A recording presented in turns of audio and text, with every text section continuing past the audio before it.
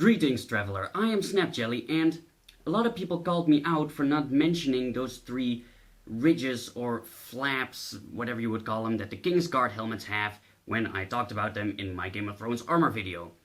Now, a lot of people went on and said that those three things would make the helmets completely useless.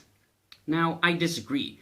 You see, we had a similar thing in our history with the Great Helms, or the helmets used by the Crusaders, because the first designs of those helmets had flat tops.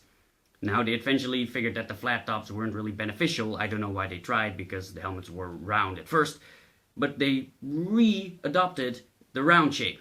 After they re-adopted the round shape, the ones with the flat top weren't used anymore. But does that mean that they were completely useless? No, not at all. The ones with the round top were just better, in a way. And it's the same with the Kingsguard helmet. Now, those three things don't benefit you at all. But does it make the helmet useless? No. Any sane person would try and take them off, or choose a helmet that doesn't have those things, but it's still a pretty good helmet, and I have several reasons to think that. One would be they're decorative.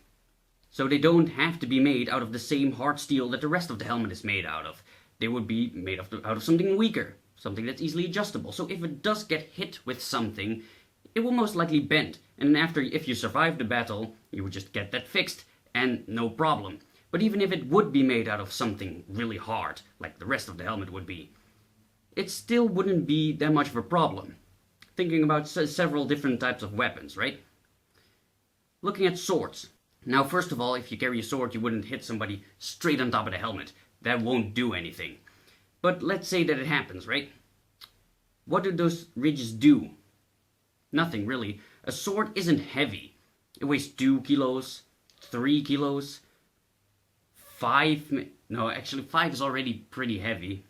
I don't think swords that are 5 kilos existed. So, that's the thing. They terribly overswing in Game of Thrones, but they're not heavy. I've actually been hit in the head with a sword, which was a reenactment sword, which are generally a bit heavier actually than real swords, when wearing a helmet, and what happened was a little tap. It was like, oh, and nothing. Nothing happens. So if the sword does get stuck on one of those things, it will be the same. It will be, oh, and you would just continue fighting. It wouldn't really hurt you. It doesn't do a thing. Now, considering a weapon that's made to puncture armor, like a warhammer, like a crow's beak warhammer, one with a spike like that, right? Again, those three ridges don't do anything.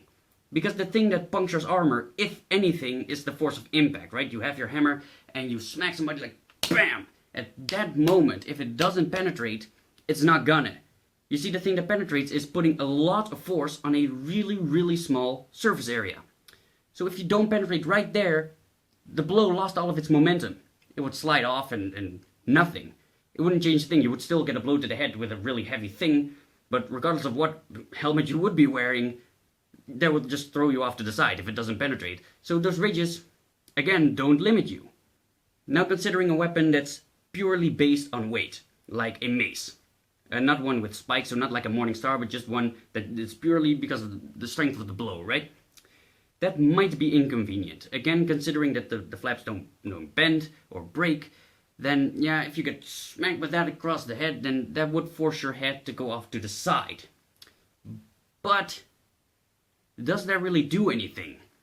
It slightly increases the chance of your neck breaking, but not that much. You see, the thing that breaks your neck is forcing it away that it's not supposed to go, like this. And if you were to push it that way, quite forcefully, then that could break my neck, right? But if my head is forced this way, then there's a large chance that my body would just give in, right? So there is a chance that it breaks my neck, but it's not that big of a chance.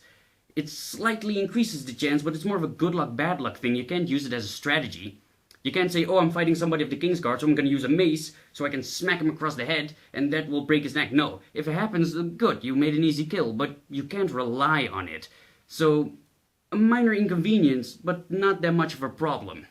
And then there's the dropping rocks thing that people say. That's what the Crusaders apparently had problems with. It's when people drop rocks from the walls on top of your head and they get stuck because they can't slide off, and that forces your neck down your torso.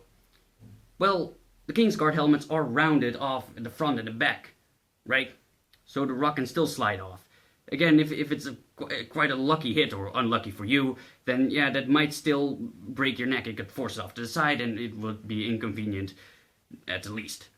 But again, it's not that big a deal. So the Kingsguard helmet, yeah, those things, they don't work. They don't do anything for you, but there have been helmets in history actually used by humans that are way less practical than this. I would be pretty happy if I had to wear a helmet like that in a battle. Really, considering what I know about helmets, and they're not bad. They're really not bad. Those 3 ridges don't do anything for you, but they don't really limit you either. So, are they inconvenient? Yes. Do they look stupid? Yeah. Do they make the helmet useless? No, not really. Yeah, again, if you could, you should probably take them off, but having them, not that big a problem. So I hope this cleared some things up. Thank you for liking, commenting, and subscribing, and thank you for joining my quest, and I'll see you in the next one. Bye, guys.